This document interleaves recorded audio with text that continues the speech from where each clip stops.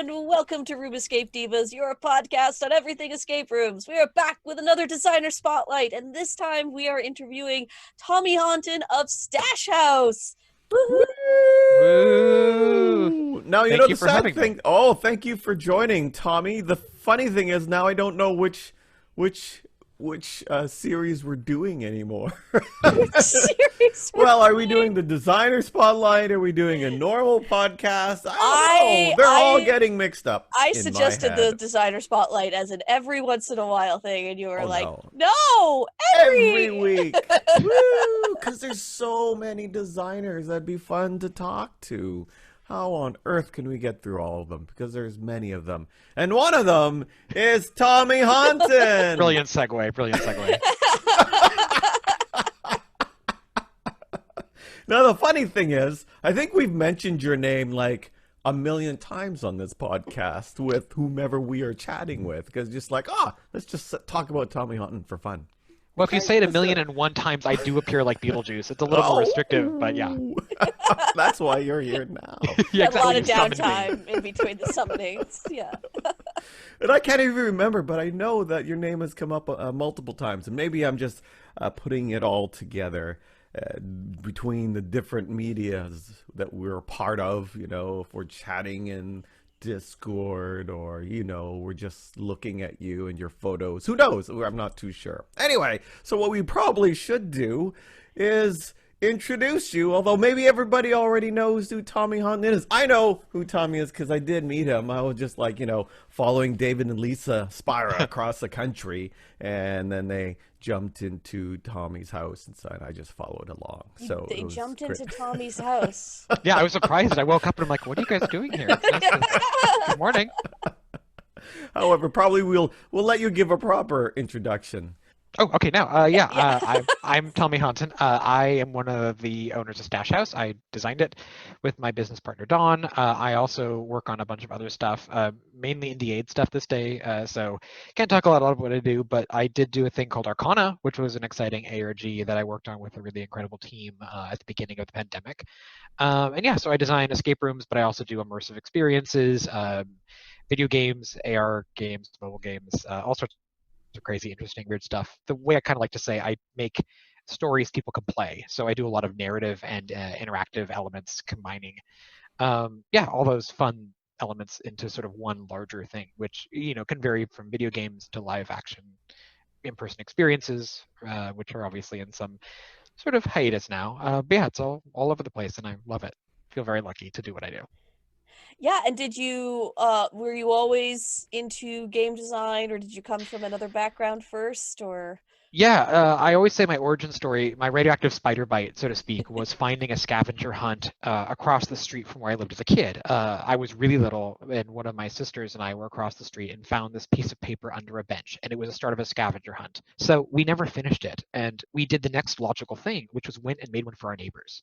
And to me, that like magical 1-2 punch of discovering something that's sort of hidden in the real world and then going and creating for someone else was this like seed that got planted. And over the course of like all the different things, growing up, I wanted to be an actor, and I studied psychology in college and classics, and nothing really had the same excitement to me. And so when it came time to like, well, I guess I'm going to give writing a shot, and I came to LA to do screenwriting, and I worked for Disney for a while, and I just felt really stuck until escape rooms and immersive theater became a thing. And I'm like, oh my God, this is the space I want to play in. And as luck would have it, I got fired from Disney, and I had to kind of make a choice about what I was going to do. Am I going to keep trying to go the traditional entertainment route, or am I going to try to do something crazy? And I obviously did the crazy thing, and here I am. Wow, that is so much fun. And so you created Stash House, which Yeah, yeah. that was we didn't even know that was going to work. So that was the first like big foray into, will this be a career, or will this be like a crazy footnote, in my story as I go and back to the Midwest and do something else. And so when you were creating it, so you have a team that you work with, right? Just me and Dawn. Stash House. Okay. Yeah. So Dawn was my writing partner, and when we were set up with a producer friend of ours who knew both of us and set us up to write a script together. And we just got along really well and became writing partners. And so we kind of failed upwards in the film industry in a lot of ways. I felt very stuck by the entertainment industry and kind of didn't get it. The networking aspect, I kind of failed me. I was very annoyed at how a lot of the people we met were in it for, in my mind, the wrong reasons. And so, yeah, we ended up getting a film made with Mike Tyson and Joey Lawrence. Please don't watch it; it's terrible. But Just um, guarantees we're gonna go look it up after. yeah, it's terrible. It deliberately has like it has a very bad Rotten Tomato score on like don't watch it. But you can. And if you look carefully, you'll see Dawn and I are both in it. We make a cameo. But it was a cool experience. But yeah, Dawn and I were writing partners, and so it was in this point when I started exploring escape rooms that I asked Dawn if he wanted to work on like jump over to the space with me, and he saw what I saw, which was like this was very early on, and that you could inject narrative so cleanly and play with space and these elements that a lot of places weren't even playing with back then in the early Wild West days. Mhm. And so yeah, so Dawn became my business partner, and so we built and designed Stash House together. I like that you referred to them as the early Wild West days because that's very much what it was, right? In the oh my God, there's something new. Let's just do everything and try it out and I may or may not actually be on IMDb right now for reasons, for but reasons non yeah, Mike Tyson research related reasons. reasons. Okay. Oh yeah, on IMDb as well. Just fun fact, you will see that I am very old, or not very old. I'm older, and apparently I was born in Guam. Fun story: when I was in Oh, let's see LA, this. it's not true, but when I was in LA interning, I yes, Okay, now I gotta 1948. I look great. I look really good, don't I? Not gonna lie, that has actually caused some drama when like going to meetings and stuff where like we'll go into a room and ageism is a thing in Hollywood. And so you go into a meeting and they're like people are panicking, going like, is this the right guy? Like, oh. When I was an intern, I thought it would be hilarious. So I had a cameo. By cameo, I mean I was a background actor in a movie with Glenn Close and Christopher Walken that shot in Kansas, Sarah Plain and Tall 3. It was a Hallmark Hall of Fame movie. I was a patient in, ironically, dying of the 1918 flu with a mask on in a hospital as a kid.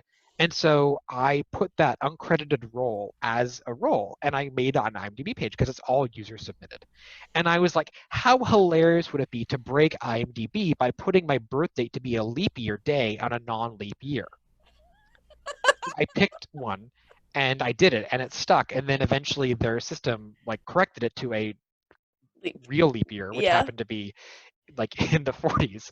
And I put Guam because I thought that was funny for some reason. I was stupid. And it got stuck. Like I had no proof. And so it stayed there. And IMDb refuses to remove it unless I send them my passport. Like, Wow. yeah, the only way they'll actually fix it is if I send my passport photo. And I'm not going to have my real information up there. So I stubbornly refused to correct it. And then it stuck that way. Yeah. That's an amazing story. Well, So somebody might think that that's just a different Tommy Honton. that too. That too. Yeah. So either I have found the secret to youth, I look really good. At some point, I'm going to look probably closer to what my age is, but still, it's, yeah. There you go. You can be just like Keanu Reeves. There you go. Exactly. Like that dude, yeah, him and like, Rob Lowe and Paul Rudd, like I want their genes. Seriously. At any Sorry, I sorry, derailed Errol things. very successfully derailed that one. Yeah, anyway, sorry for that tangent, but I've never told that story, so hopefully you enjoy it. That's a great story. Now New IMDb is things. gonna get a lot of interest in Tommy Honton from Yeah, like exactly. our 6 listeners, as Nick Moran would say. Anyway, so what was I gonna ask? Because now I'm derailed. I derailed myself. Oh yes. So you and Don set out to your writing partner set out to actually make your first escape room. Both of you are writers. So what was the experience like starting to design like a game and puzzles for that game? Was that your first foray into it, or had you done it before, or So Dawn had never. I designed all the puzzles and interactions, and then Dawn and I built the story, and Dawn mainly built the space, and I helped on some level. Yeah, no, I mean, growing up, I did a ton of crazy puzzle stuff. I yeah. did scavenger hunts for friends. I did these really elaborate things that would trace our friendship and our story. And so, I would basically, I did that 3 or 4 years in a row. I did one out here for friends in LA. And I had this idea of I would read puzzle and code books. I played tons of video games. So I had never been a formal student. But it was this idea that once escape rooms became a thing, because I always wanted them to be real. I didn't know that's the form it would take. But Amazing Race wasn't enough. Like, I didn't want to just be scavenger hunts for no reason. I have a But quick question. You mentioned something about being a formal student. It's like, what? You can actually study to be a puzzle designer somewhere? That'd be kind of fun. I mean, now you can. But Yeah, yeah, now you can. Yeah. growing up, like, yeah, I had read books about like video game makers or like these ideas of like Sherlock Holmes mysteries. I think probably the two most useful things growing up. I had an aunt that didn't have kids, and they would do elaborate Easter egg hunts for me and my cousins, and they became like these really complex sort of puzzle and game based things. And then in the paper every year in Kansas, there would be a summer festival where the paper would sponsor and do a medallion hunt, where they would have a medallion hidden somewhere on city property. And every day there would be a clue, and it would be written in the form of a 4-line rhyming poem. And the clues are terrible, but that you could win money. And so I always would just read them. And my favorite time was after it had been solved, when it had been found, they would release the clues and the explanation of what they meant. And so even reading that design was really interesting to me about seeing how to hide stuff. So I convinced my school to let me do that. And so Oh, for several years, I got to do that. And somewhere on my school's property, I'd hide a medallion. Only I knew where it was, and every day's announcements had a clue. And then they kept it up after I left. But that idea of like doing these structured things that were puzzles that led somewhere physically, it was really interesting. I never saw it as experience, but it was Marty Parker who did the Trapped in a Room with a Zombie. He was the guy that started that game and spread it around. And doing it in LA, I reached out to him and said, like, please teach me. It was like in Doctor Strange, where, he gets pushed out of his body and goes through the astral plane and then comes back and he's like, teach me. That was like really doing the first scrap game that came to LA, and then doing Trapped in with a Zombie really was this like, oh my God, this is what I've wanted to be real for so long. So I reached out to Scrap and I sent them a puzzle that said hire me, and they didn't. Um, but what's funny is I met a bunch of Scrap executives, years later after I was, in this job professionally, and they were like, "We remember you," and I'm like, "Thank you for not hiring me." Um, so there's that. And then also Marty, I reached out to Marty, and Marty was like, yeah, like, let's chat. So Marty became really my mentor at first. He told me that like the experience that I had designing this stuff, he's like, you have a lot more experience than most people do, because you would design these things with structure and flow, and like I knew how to test them, and so things that I never thought were actually skills going into it. So with Stash House, like Marty had shared a lot of data with us about like how to structure things. And so coming into it, I had a lot more confidence than I would have just going in blind, realizing that all the stuff I had learned and done growing up and was some skill level. So on top of it, doing all games, the real challenge was passive experience does not make you a designer. I call it like eating food does not make you a chef. Playing games, a lot of them does not make you a designer.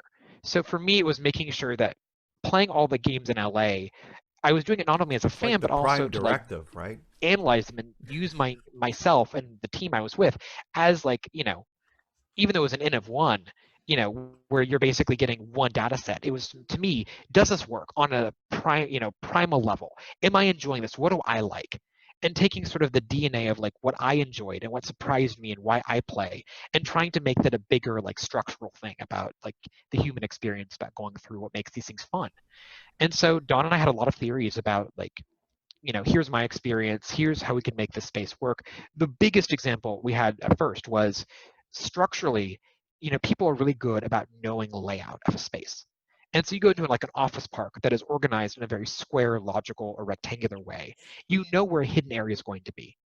And to us, it was like, if we can find a space that leans into areas where you are not sure where something is going to open up or reveal itself, you're getting to be more successful in like hiding stuff and those surprises.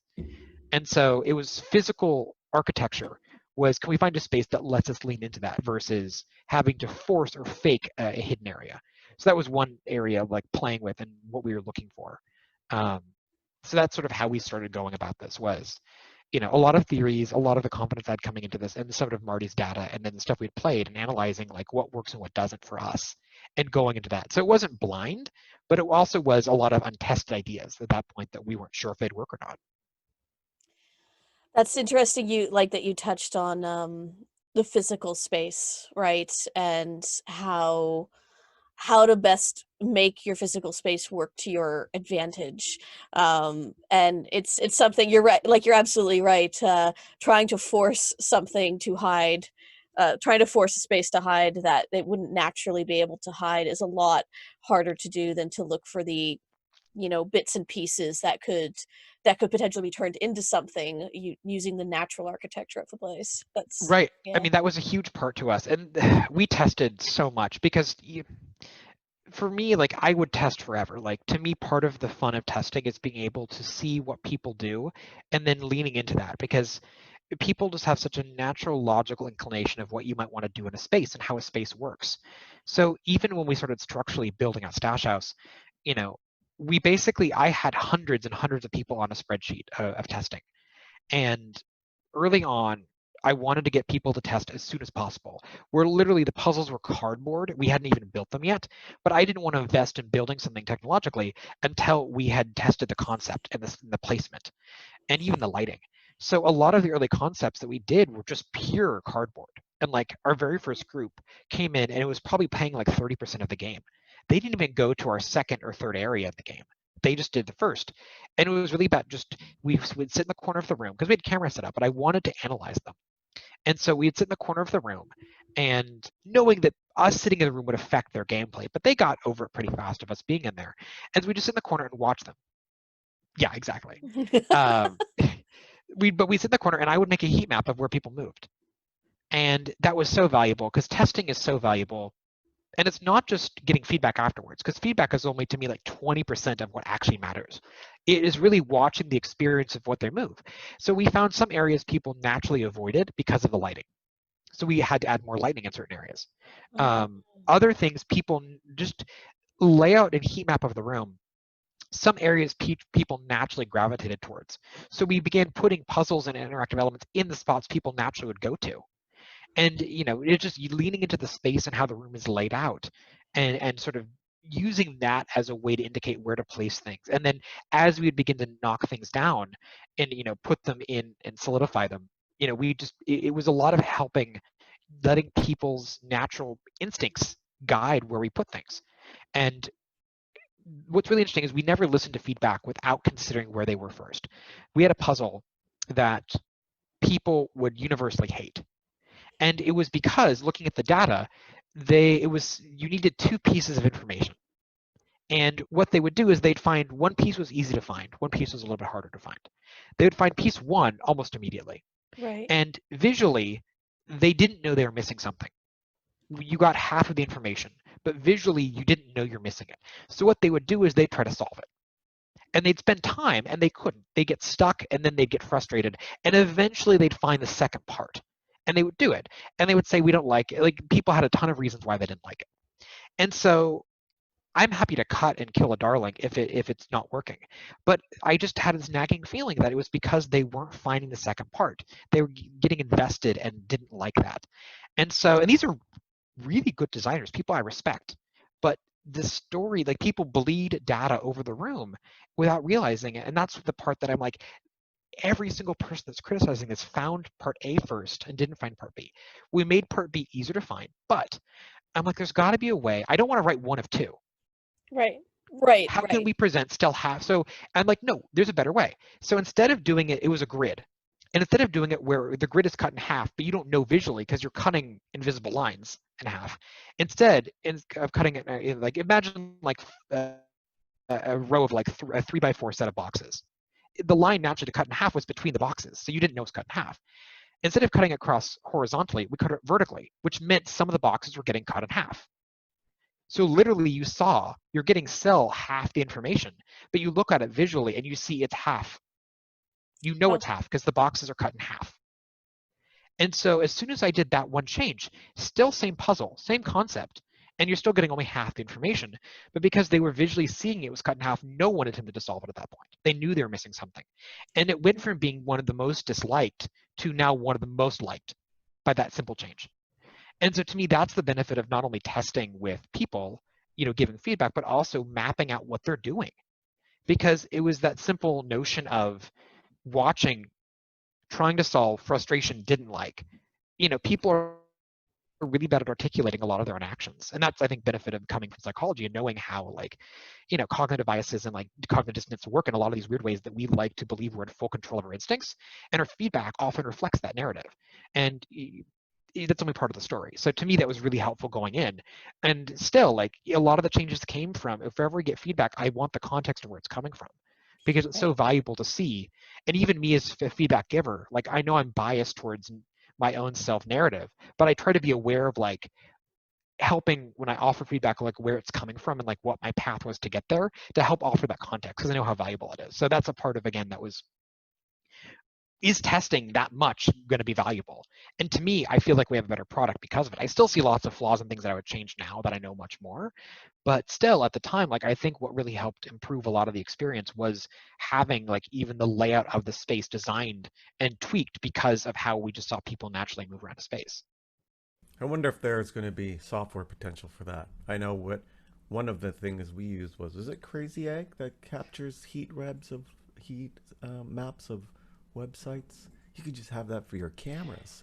Oh my God. No, having a pressure sensored floor or some way to be able to tell where people move. I mean, no, but looking at video games and looking at heat maps for multiplayer games, that would be so valuable in person. It's funny that you brought up the heat map thing, because literally yesterday I was watching a video on the video game Subnautica. It was which is it's a survival crafting underwater type game on an alien I planet. like survival crafting games. Yeah, and I love Subnautica, and I'm someone who hates survival crafting type games, and Subnautica immediately had me, but I still made Aeroplay because it was spooky at times. Anyway, but they were talking about their feedback button and how not only did they use that during the game, at any point you could press the F8 key and a feedback form would come up, and you could put in what you're frustrated with or what you love or whatever, what have you, and they made a heat map of all that feedback, and started to see where lots of feedback was happening, clumps of where lots of it was happening. Are they all frustrated here? Why are players going here? To the point where they realized that and you mentioned this too, watching where players go in the room. Yeah. And instead of trying to redirect them, you thought, well, if they're going there, let's put fun stuff there. That's it. During the video, I just learned of the concept of follow the fun. See where they're going and find out why they're going there, and maybe instead of trying to force them to go another way, you could put something there for them to do instead, since they're gonna go there anyway. And that for Subnautica, it was this giant ship that is in the distance right away, and that became my goal when I saw that ship. Yeah. So yes. Yeah, and originally there was nothing in the ship. In fact, it was basically a cardboard billboard cut out of a video game equivalent of that. And they realized crap, we got to put something in this ship. Everyone wants to go to it. And yeah, anyway, but I love that concept of doing it for escape rooms, because yeah, where players go in the room and when is incredibly important, because you want to know what's driving that, and if you need to either change it or adapt to that. Yeah, I think, just the thing of building building an experience involving where people go. It's what makes escape rooms, I think, very special compared to scavenger hunts and things in the real world is control. You have complete control of what happens in a room, and even to the point where you can breadcrumb where. Because to me, this is when I do class lectures and teach on game design, and the biggest thing I ask people is why are you making something? If you're trying to be a McCamey man or sociopath where you want to torture people, go for it. That's easy to do. You just make something frustrating and have at it. But if you're actually making something where the intention is to make it fun, to make people feel connected or smart, you have to consider the fact that you're building it for a general public, which is really hard to make something that everyone's going to feel the same thing. But to me, it's about consistency. There are amazing games that are out there that I've had a good experience with where I know others haven't, and vice versa. I'll go do something that people rave about and I have a less than positive time. And to me, it's about trying to offer a consistent experience. Like you watch a passive game or a movie, and well, yeah, we're all gonna have the same experience because the thing is controlled. But if you suddenly add agency, where a person's moving through a space and has control of where they move, Oh my god, you yeah. have to make sure that, one, you can help encourage a certain kind of behavior, where you can encourage movement or certain kind of pacing or, a structure of a game. But more than the game itself, I think if the layout, the biggest thing that's going to dictate where people move is the lighting design, sound design, and the layout of the space. Like Yeah. those things are your friends in these massive tools that can help encourage a consistent experience that helps prod people to move in a encouraged direction while still giving them the sense of agency. You want them to be in that sense of you can do whatever you want or however you want to move through the space. But in reality, you're falling prey into like the designer's whims. And if that's not working, to me, as a creator, you have not done your full job. Yeah. So that's what's important to me is all these tools that are so valuable. But yeah, like I love, to me, building something, and to me, designing it is only 50% of the job, because it's getting in front of a person and seeing how they react to it and what I can do to, is it pulling off the intention, are they enjoying it? And oftentimes people's imaginations, to me, are better designers than I am, where someone will say something or do something. I'm like, oh, that's so cool. Like I realized like, oh, they want to do that. Why can't we? Let's just do it. So to me, it's like I'm giving you something that you're reacting to, and then I'm responding to your reaction. It's this collaborative process where, I'm designing for how people react. And even in my head, I have ideas and things I want people to do, but oftentimes people are better designers with their imagination, and I like leaning into that. Yeah, I know there's puzzles. Errol's design, and I've watched people react to the solution and then suggest something else, and then Errol will be like, "Oh yeah, that's a completely cool idea that I will put in my back pocket for next time."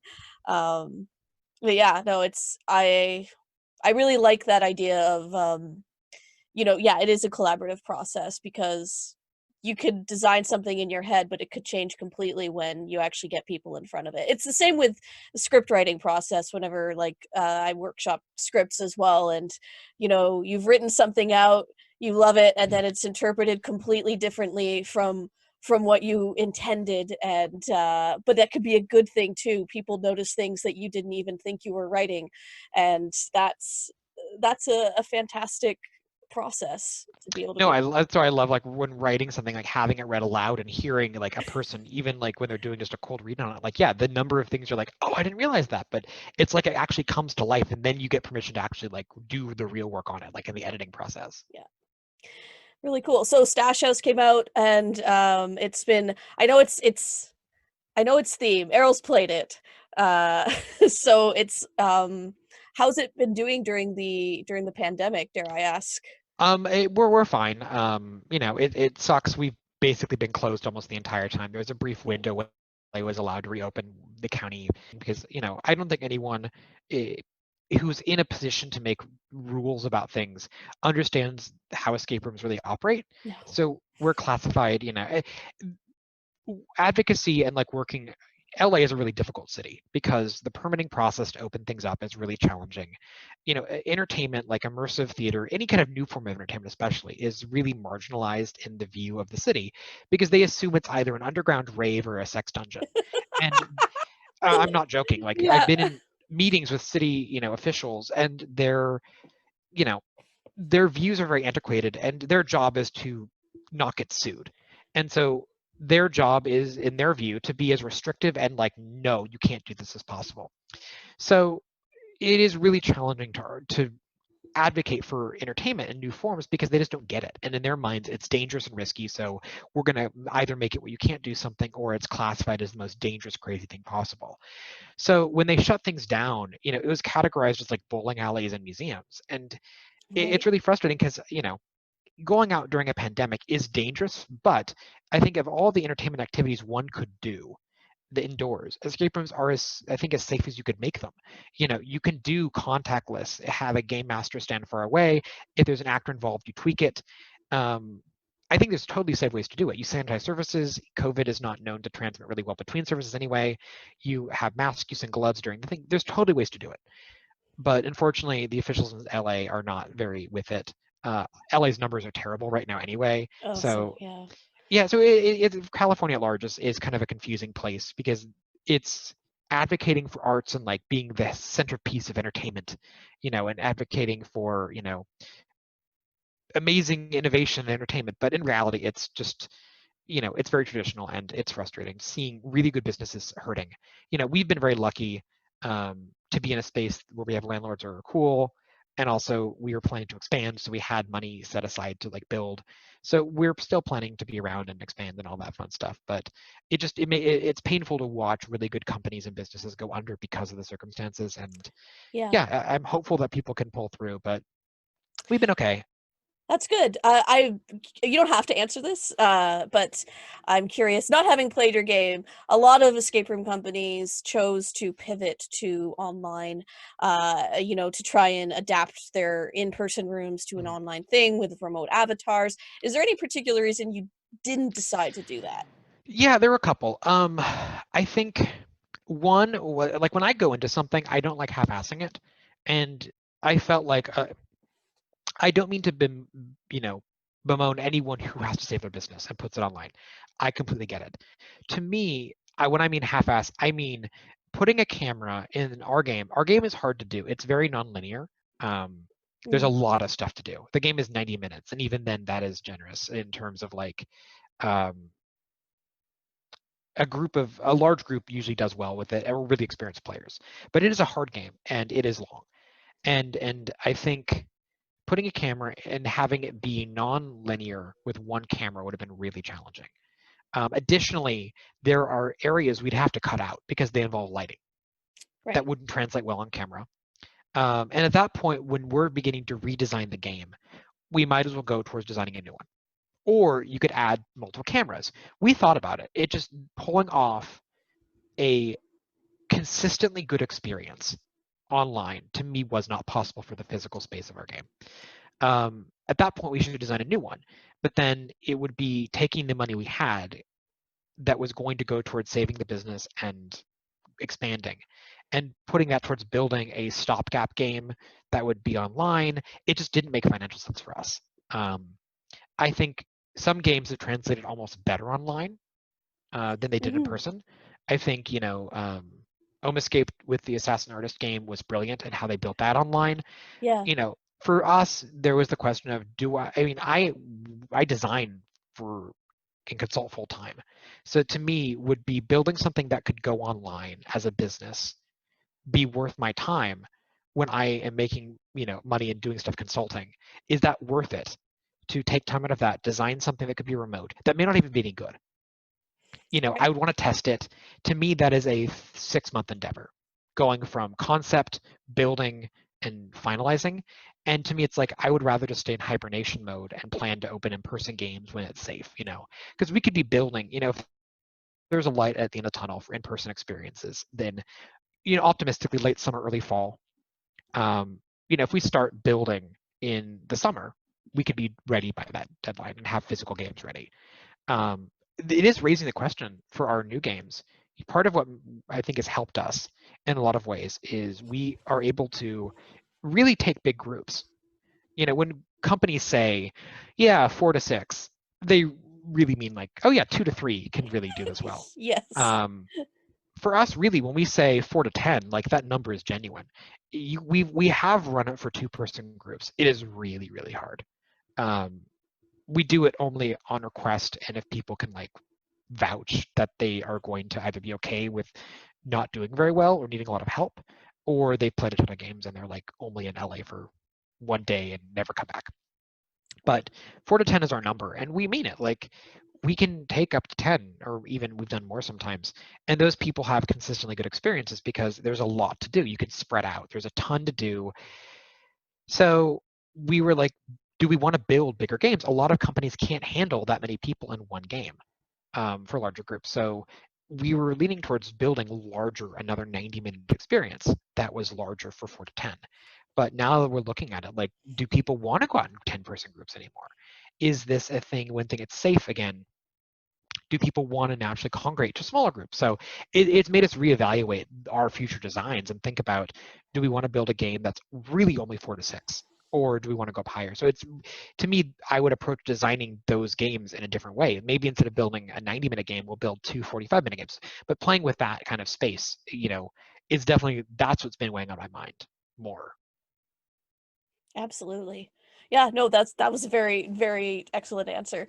Um, Errol, I've been hogging questions. Do you have questions? Well, actually, I was just gonna comment on something Tommy Honton said a little bit a while back about passive experience Yeah. not making a designer. I agree with that. Especially, I think being yelled at and having people angry with you might help towards being a better designer. Wait, who's yelled at you? Oh no, no, no, not Everybody, in a yes, bad there. way. Just like my players thinking, "Oh, this Oh, is right, right. horrible." No, I Yes. think I think I think it's. I mean, I think feedback is valuable, especially really Hmm. polarizing. Like, I think going out to please everyone's almost is a fool's errand. But I think getting really strong reactions and actually like figuring out where they come from, to me, is really helpful. Um, because ego aside, like I don't design for myself. Like I design for other people to have fun, and if they aren't, then I'm not doing my job properly. And I've actually had a conversation today with a friend about art, and the idea of like there are artists who make art games that Mhm. don't play test, they don't design in the same mindset they design as an artist. And if an artist is making a painting, they're not play testing that painting. They're not looking and sitting in the gallery going like, "What's their reaction? Is that what I want?" And like tweaking it. So it raised the question of like, can games be art? Ebert, either the critic, or no, it was yeah, Ebert would always say games aren't art, and he was that's I Oh, don't I dis- know. Yeah. I wildly disagree with him. Yeah, same. But it gives that question of that participatory feedback element of, does making changes to your piece, does that diminish the quality of the artist? Because there's that love affair with a savant, brilliant artist who does a sketch with a pencil and it's a masterpiece and they didn't use any references, and it's versus using techniques like like tracing, or having you know uh, apprentices doing your initial work, and then you come in and do the final pieces. Like that question of art and like the finished product versus what it took to get there is like, does doing rigorous play testing and responding to feedback, does that reduce the quality of it, or is art meant to be this thing that's put in the world because of the artist's overarching interpretation on and theory about how everything should work? Like, yeah, it's always been a weird like thing. I'm curious what both of you think about that. Errol, you go first. I'm trying to remember that artist. What's his name?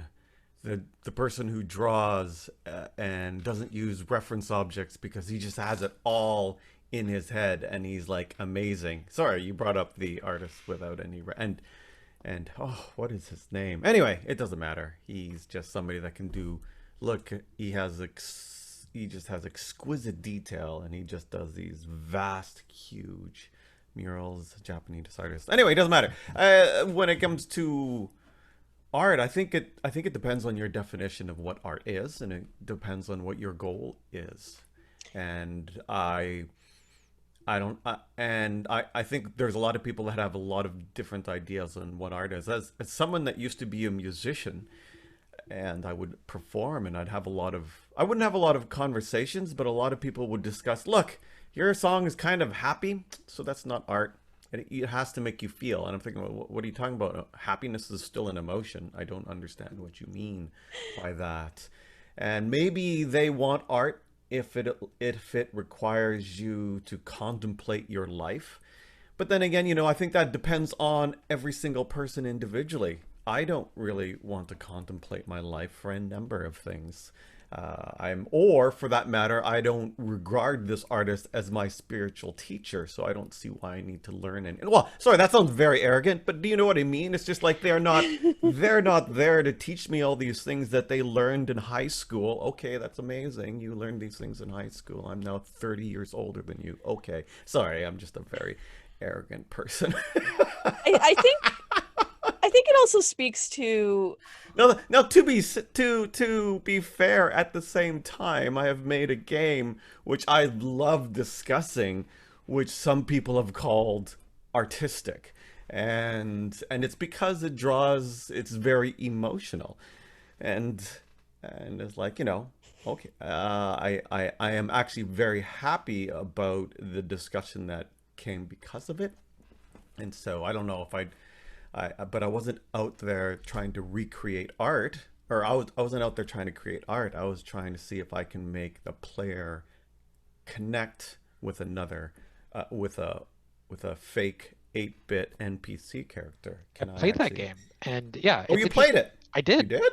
Yeah. Oh, I'm surprised. Okay. No, I thought it was I thought it was especially effective because I think the idea of because in gaming, like again, I think gaming has the ability to absolutely be art, and I think the question comes up as like, what is art, as a kind of a silly conversation because anything can be. And I think it's more focusing on like intentionality. Because when I was in school, like for the AP exam, in English, you had to write a persuasive essay using some piece of literature. And the teacher I had was a brilliant teacher, but she looked down on like Stephen King. Oh And the yeah. idea is like you can still write a persuasive essay analyzing the Green Mile or Shawshank Redemption and talking about themes and symbolism because it's not about the material you're using. Like I would almost challenge that you could pick like some kind of dime store romance novel and still write a persuasive essay using the material you're given because it's not about the material, it's about how you talk about it, what you pull from it. And the idea is like, does making something that's pulpy and poppy like and considered like trashy, does that mean you still can't draw meaning or intentionality from it? Like, no, you can. Well, it's you know popular for a reason, right? It does Like evoke Blackpink. emotional reactions in people, and it speaks to them in some way. And I actually was talking about this last night during our community meetup. I went to the University of Guelph, the theater department. Like I majored in theater, and University of Guelph was actually for a time quite well known for churning out comedic actors. But what we studied was very serious Canadian plays, and they're the most depressing things on the planet. If you've ever had the experience of reading a Canadian play, it is never happy, and at most ends on a hopeful note of some sort, but things are still pretty much in the crapper. And it was very much I got very disillusioned with the attitude of my professors, who, yes, the same kind of thing with like, it's not really theater if if it doesn't emotionally eviscerate the audience on stage or something, or it's not really theater if you're doing like, we have a big Shakespeare festival here, and they're like, well, that's like commercial. And I actually bought into that because I was like a 19-year-old kid who, was very, very impressionable. So like for a while I was like, yes, no, and then I like went to these plays that are supposedly commercial and trashy, and I'm like, but I really like them, and they're fun, and I not to say that, yeah. So it's one of those, yeah. Art is in the eye of the beholder, and I think with mediums like games, like with escape rooms, video games, whatever, immersive theater, for instance, to view them as art is, yeah, absolutely. I think there's just probably a more visible degree of collaboration going on that. As you said, like, no, the painter isn't going to walk into the gallery and change the painting based on based on how somebody reacted to their painting. But the process before that, before everything, before it gets to that gallery, the influences on their life, their teachers, they're trying things out, maybe they are getting feedback, maybe they have friends coming in and looking at their works in progress. It's all of that happens fairly invisible. And Errol, I still haven't read it because I clearly don't have enough of it, but Errol had this book called Grit, and you're talking about like, the artist who can draw without any reference materials and that kind of thing. And um I think it grit is the idea of like, there's only so many, a handful of savants in the world.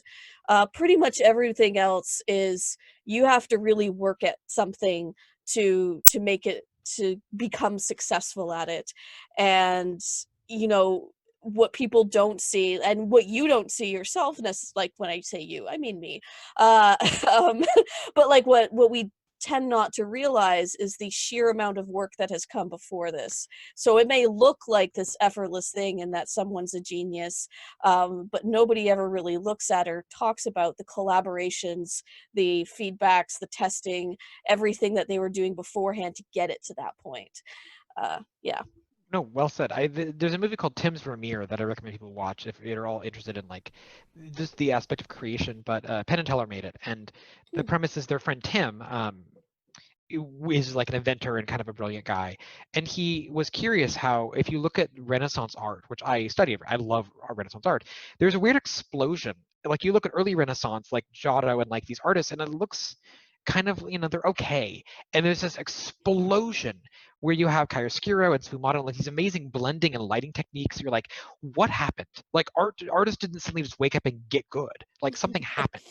And the idea of like again that romancing the notion of an artist creating just something instantly, to me is silly because yeah, you watch like a professional dancer who's doing a beautiful choreographed piece and you're like, that person did just walk out and extemporaneously do it. Like you don't see all the hours of, like you said, both training in general but also the rehearsal of that piece. Like it's silly to assume someone walks out, like silly to look at a painting and assume that there isn't a tool or some kind of assist. You look at like Hans Holbein and the Ambassadors, that projected skull on it, and you're like, that is insane that someone could freehand that. They had to have used a tool.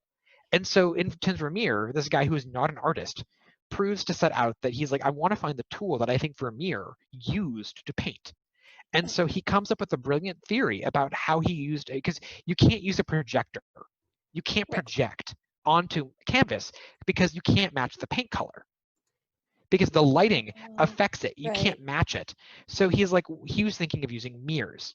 So if you're standing with your back to the piece and there's a system of having a mirror, and if you take the mirror and the canvas and you find the color and paint along the edge of the mirror and use the mirror as your guide, when the color matches, the mirror edge vanishes. And it's essentially paint by numbers. It's long and painstaking, but Tim sets out to recreate a Vermeer, and spoiler, he does it. And so the question is this the way Vermeer painted? Do artists in the Renaissance, is the reason their art gets so good and their skill is so good is because they use tools like this to help them capture reality? And what's amazing is that I went to a Q&A with Tim and Penn and Teller, and what's fascinating is that there are some very negative reactions, that Oh. they're saying this makes the art not as good. And it's like, well, why? The end result is still beautiful. Why does Mhm. it matter? It Yeah. like we does finding the mystery of how an artist or person creates remove the beauty of the finished product. And some people have this romantic notion of, again, artists being the savant, the guy that doesn't use a reference, rather than using tools to help you create something in that process. So I just find that process really fascinating. And in designing and developing anything, does knowing that you tested something out a ton make it better or worse versus a game that maybe someone just brilliantly did by themselves once and now it's perfect? Like I find that just really fascinating. And I'm glad to have this discussion because I think in escape rooms and in immersive theater, people don't often discuss the elements of what goes into it. Whereas in other art, an artist creates something once, and doesn't draft it, just puts it up, and you can look at it and have a reaction that's negative. Um, I worked with a bunch of at-risk students for years, and they were be given work that is art, paintings, things to look at and analyze. And most kids would look at it and go, I don't understand, I don't know how to feel. Right. And it's like, that is a reaction. Do you like it? And they would say no. I'm like, that is a valid reaction. You can look at something and it's okay not to like it. And then, if your teacher wants you to talk about why you don't like it, you can make an argument like, but the ability, like the hoity-toity response of like these gatekeepers of saying museums and art is built this way to where you have to have done a dissertation on an artist or the concept to be able to have an opinion is a complete BS to me. And that's Yeah. how a lot of our institutions that teach in the creative fields are. That you have to have this education and this approach. Does knowing about Arthur Miller's life make The Crucible more interesting as a piece? Sure. but you can still read it independently and still walk away with his intentions. Like, you shouldn't have to do all this work prior to going into something to appreciate it or get it or find feeling in it, you know? That a similar experience happened to me when I was training to act, and I did a 3-week Shakespeare intensive at Stratford, and it was very intimidating. And we did some sort of exercise, and the instructors asked us like, "How do you feel after that exercise?" And people started, and there was like a lot of students from conservatory schools, and I was not from a conservatory school, so I was very much, they were like, "Oh, I felt like crying. I felt like I just felt something deep inside me unlock," and I'm sitting here panicking because I'm like, "What the?" I breathed to my lungs, and it felt, I don't know, and I actually said, like, I'm sorry, I didn't feel anything, nothing. I felt nothing, and the instructors actually were like, "Great, that's great," and I'm like, "Really? Are you sure?" And it suddenly dawned on me that, like, yeah, you don't have to feel, you don't have to respond to something that, if it doesn't resonate with you, and it doesn't make you a non-artistic person. It just means, That's like me skipping all the dialogue. yeah, you have no, that you made a dialogue heavy game that, you know. Oh, I found out about that artist. I was wrong. He's not Japanese. He was Korean. Kim Young-gi. That's who Okay. it was. Anyway, he does Anyway, things. tangenting, but yes, that's, Now I know what to call this episode. Sometimes I don't know what to call this episode. Now it's going to be, art with Tommy Honton and art. escape Or rooms. talk. Art talk. Well, Which is going amazing. back to escape rooms and Yes. the journey that escape rooms are taking to becoming art in a way, or being considered art, I guess. Like, Well, I think like Privilege of yeah, Escape got really close to that. I think yeah, by coming up with an intention and using the form to tell that story or to tell that that piece, I think it's really interesting using the form to further and explore, like, that was not built for fun, that was built to make a point rather brilliantly. I think it's like finding yeah. that idea and using the format. Yeah, yeah, no, it's been very exciting to watch that. And so for you, you mentioned games that are being developed. How do you feel? I'm not going to ask you specifics, don't worry. How do you feel now, designing these games versus, like, what have you learned along the way, from when you first designed Stash House, for instance? I mean, I think the thing that really intrigues me and it fascinates me is designing, like, Stash House was built. I mean, we built a game that was R-rated, that, used Grand Theft Auto and Breaking Bad as influences to build a game that was, dealt with drugs and violence and, like, in a way that's, satirical, not um, meant to be like a true commentary on, like, crime and drugs and criminal justice system. It was meant to be, entertaining. I think seeing these two angles of, like, with Arcana, the ARG that I worked Yeah, on right at the beginning of the pandemic, the origin of that is I did a game in New Orleans called The Game at the Overlook Film Festival, which always did an immersive horror themed experience that was more or less like an ARG escape room that took place across the city that the festival was in. So I was put together with a brilliant team of Molly Elfman, who was producer, Eric Hoff. Molly Elfman works in film and is a brilliant, like, horror and film creator. Eric Hoff, who's a theme park designer and a theater producer from Chicago. Eva Anderson, who's a brilliant TV writer, and E3W, who are a production team that do immersive, brilliantly produced horror. They came from filmmaking. So we were put together to make this elaborate story in New Orleans that told the story of two rival covens, and yeah, putting players on this sort of path of which coven are you aligned with, and, like, solving puzzle content that was about learning how to tap into the magic of the coven. It was really elaborate, probably the most challenging thing I'd ever done. And we did it for a few hundred people in New Orleans for this festival. We wanted to remount in LA. We couldn't do it because of COVID. So we were like, can we put it online? And the answer was no. It was too logistically complex. But the same team, we wanted to work together. So that's where Arcana came up, where we're like, let's do a brand new story and tell it for the medium of being online.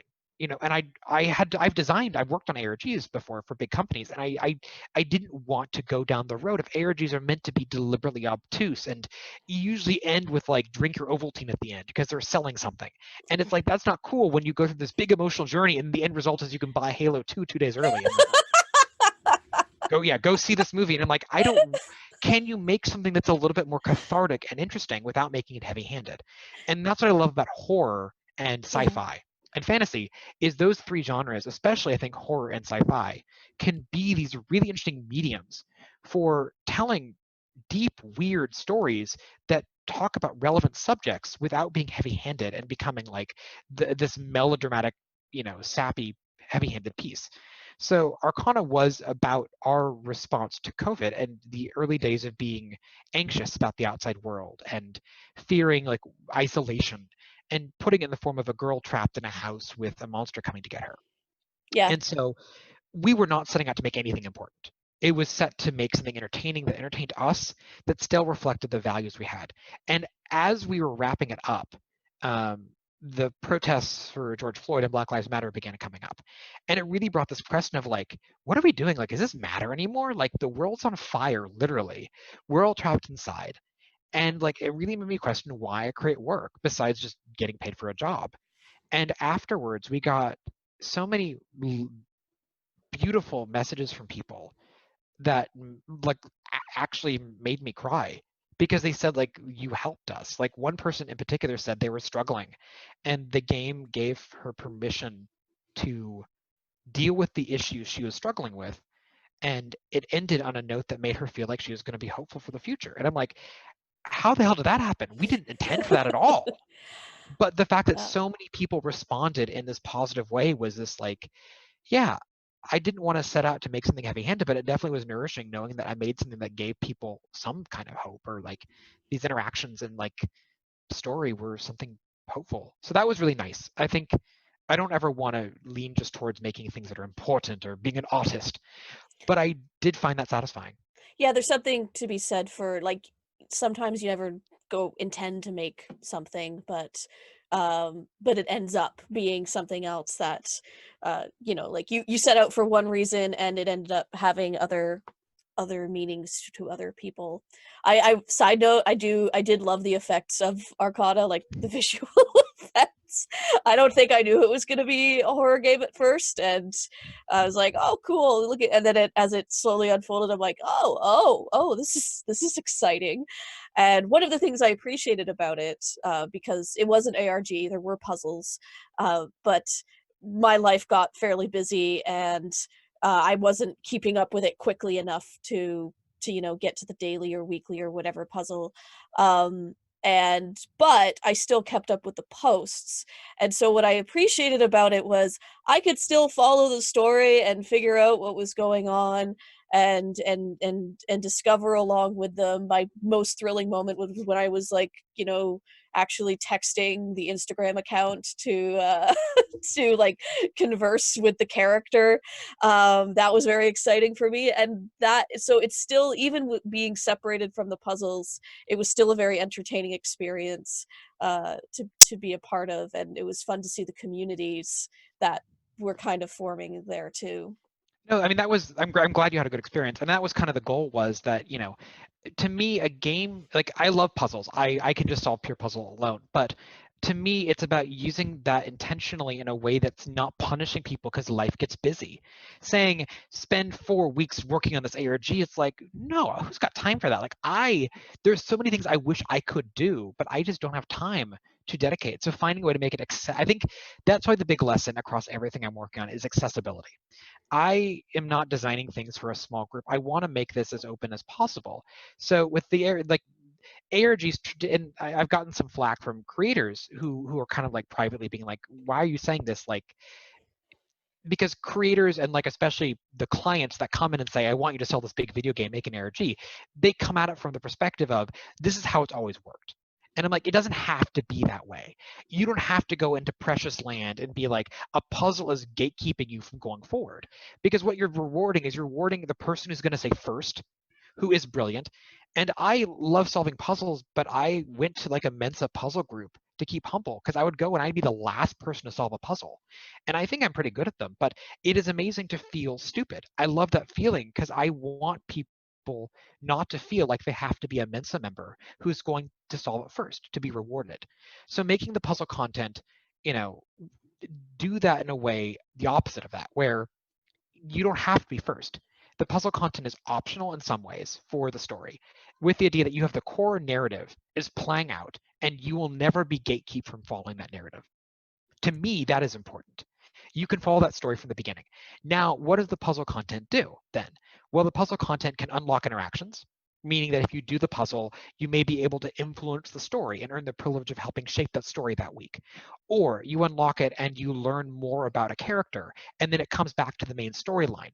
But at no point are you restricted from following the narrative or being involved. If puzzles aren't your thing, if you're busy, that to me, like, that is the most accessible thing, is using them in a way to help further the narrative and further the engagement, but not restrict or punish you because you aren't getting them.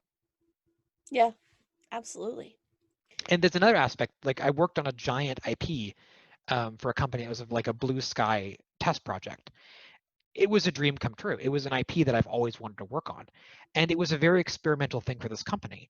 And being able to convince them that, again, the puzzle content in the space, the interactive elements in the space, were only a part of the picture. The idea that if I came into the space with a friend and I love puzzles and my friend did not, could we walk out of that experience together at the end, having all both pursued what we wanted in the space and walked out having had a consistent experience where we can relate to saying, because to me, it's like some places that try to lean into say, well, you can do puzzle or story. And that's the equivalent of you and I walking into a movie theater together and saying, okay, I'll see you later. I'm going to go to my movie and you go to yours. And we come out. And all our experience was walking through the lobby together. We were in the same building, but our experience wasn't the same. Mm-hmm. And so it's like coming up with this ability to have overlap where if there are interactive elements, like I want people that come in together to have different interests to engage, where the puzzle or interactive content is not going to prohibit you from, enjoying it or scare you off. It's like, to me, it should be part of the ingredient list, not the sole ingredient or the sole focus. It needs to integrate so beautifully with everything else and layered together. And that's probably the most interesting thing, is looking at the future. I see escape rooms and puzzle content always being something I will love and explore, but I've designed about a dozen games now for different clients. And like, at this point, I don't take on a game design unless there is something interesting going into it, where there's an element or something that's being layered in differently, because I like the challenge of making the content of the puzzle be as diegetic or as connected to furthering the story or furthering your engagement in the piece, and also not being restrictive. Yeah. No, I hear you. I mean, that's why I don't just jump on every, ooh, this is going to be something cool. I only get usually involved now in projects that I think would be kind of cool and interesting to make for myself. Not Well, I mean, that and that's other cool. things, Like yes. you've played with like novels and injecting content in places that I think have either struggled or haven't done a good job. And so I think it's even experimenting with how you can inject interaction in formats. I think you've done a really, cool job. Because whenever I see your name pop up, I'm like, oh, that makes sense, because I know you like to play in forms that are not the traditional or like the normal route, and I really respect that. How did Errol mess this up now? That's I like experimenting with different things, and it's like, oh boy, did that fail. But I think that's how you legitimately learn, though. Like a creator that No. plays it safe, like to me, I love failing, and that's why I like playtesting, because I can fail in a way that's safe rather than Yes. opening something up and failing like in a big. Because I have no ego. Yeah. Like I don't care if my thing sucks. I want to learn why it did and make it better. But to me, it's like I fail if I release it and say this is publicly consumable and it sucks. That's where I'm like, yeah, I screwed up. But I love experimenting. I love trying things and failing and learning from that. Mm-hmm. Mm-hmm. Absolutely. Yes. Just taking a look at the time here. It's been about an hour. I actually have an escape room soon, in like 40 minutes, so we're still good. But Oh wait, do uh we have an escape no, room in front? Oh, no, good. yeah, Phew. this was the day, like, it's crazy right now. I have two escape room groups, and they will just book things and put invites in my calendar, and I'm like, oh, I have like three escape rooms today somehow. Oh, And because they're all around the world, I never know when they are, so I just count on man pants. Your official booker. It's nice. yeah. Well, she Well, doesn't even book them. She just knows when things are because yeah. she's kind of like Your a your Google calendar calendar. keeper. Yeah. She just I don't it's seem to I'm know not your what time it secretary. is ever. I'm always so confused. What time is it? I don't know anymore. That's okay. I know so much about time zones since this pandemic started now. All the You'd think I would know, but no. The days blur together, and I ask Google Yeah. Assistant all the time, yeah. what time is it in this place? Because I am the same way. but I know that I could talk for like another hour on this. I think we're probably gonna wrap it up. But thank you so much, Tommy, for talking with us today. And it has been a fantastic discussion on art and meaning and all of that fun stuff. Yeah, thank you for having me, and hopefully it wasn't too deep or tangential. But as you can tell, I Oh, have no Oh interest in no, this field I am whatsoever. I am all for having yeah, I think tangential and different like things. yeah, these discussions are some discussions that the escape room industry needs. Like we need this deeper talk, I think, to get it started and to explore more. So very I always get excited when it goes that route. Awesome. If people want to find you, where can they go? Shout my name 1,000,001 times and I will appear. Just make sure it's loud so I can hear. Yeah, Go to TommyHonton.com. You can see a bunch of my weird Oh, work. yeah, TommyHonton.com. that's where Now I'm Yeah. excited. Oh that's yeah. where I Let's learned see. about Let's hope it works. Arcana. Oh, There we go. so I hear you on that. Ooh, look at that. Yeah, I've done a Oh. lot of cool, amazing stuff. I feel insanely lucky to work with a bunch of amazing people, and yeah, I've done a bunch of crazy stuff. So, There's a photo at the bottom too, Errol. oh yeah, A there's That little a was Jeb photo. oh Havens. God, That- it's weird to see this oh, being broadcast in front of me. Yeah, oh, there you go. Oh, there you are. there's Yeah. my headshot. Yeah, yeah. Ooh.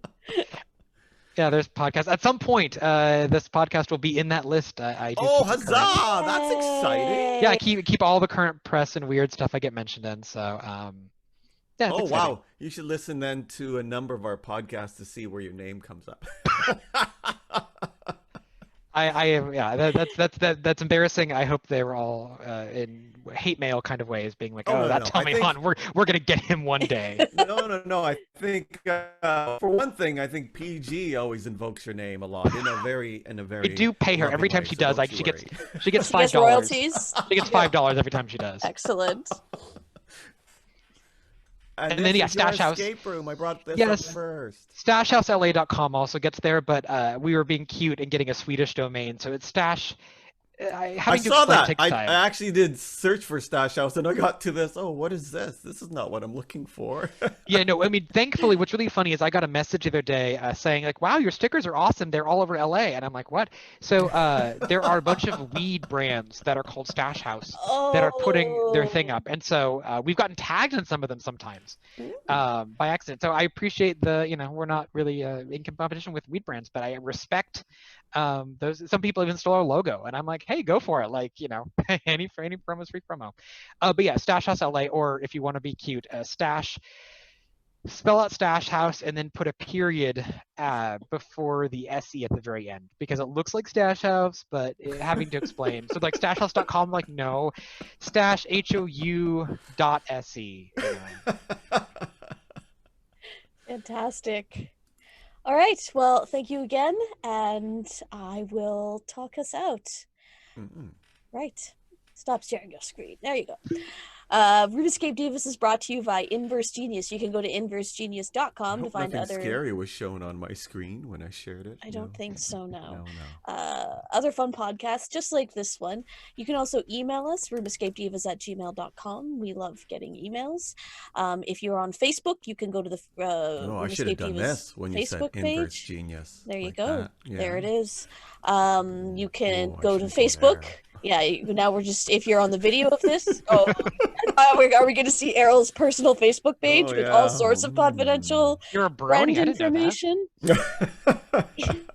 Although I think I'm very public with all of my Yeah, I don't think you're different very exactly wild secretive about Yeah, it. nothing to hide, that's good. fascinations. Yeah. Yeah. Most people don't know I have a podcast. This is my cat bus, and I'm wearing a Totoro shirt, just in case people didn't know. Sorry, man pants. You were. That's okay. I noticed now, like since we've gone online, you can't derail me by like making funny faces or since it's video, like you're doing gross things in front of me. Now it's just like interrupting me and derailing that way. So yeah. Anyway, go to the room. But I interrupt you with important things, right? Like I can interrupt you with, oh, this is what our Facebook page looks like. Actually, what does this look like? There you go. Oh my God, so many notifications. Please clear those. I got 6. You know what I did show the enthusiast meetup group is I showed them all of the applications to join the enthusiast Facebook group. The regular enthusiast. And all the spam that just comes in, and I just do deny, decline. It's gotta be satisfying. Decline. Oh my goodness. Anyway, so if you're on the video right now, that is our RuneScape Divas Facebook page. Every Friday at 6:30 p.m. Eastern Standard Time, we have community meetups in which we I'm looking for that. talk about random things. Go to events on the left-hand side. Why can't I find that? I thought I pinned that. Oh, I guess I didn't pin that. There's an events there we go. button. There you go. Oh, to promote, I did the last episode of the season, save for the surprise, really cool Taskmaster themed one, Escape This Podcast. I designed a crazy game. That it was episode 12 of this past season. That was weird and fun and gonna be at the bottom here, right? There. Yes, Roland's game. That's it. Ooh. Well, that's the talking about it one. That's right. Sorry. Yeah. It's the one right before. There we go. This one. Yes. Ooh, fun. It's very long. It's crazy. It was fun designing it, but yeah, that's a fun one to listen to if you want to hear something crazy. Fun. Yay! Awesome. All right. And if you're on Twitter, maybe use the hashtag REDivas, or you can probably just find us personally on there too. Let's face it. Thanks, guys. Thank you. Bye-bye.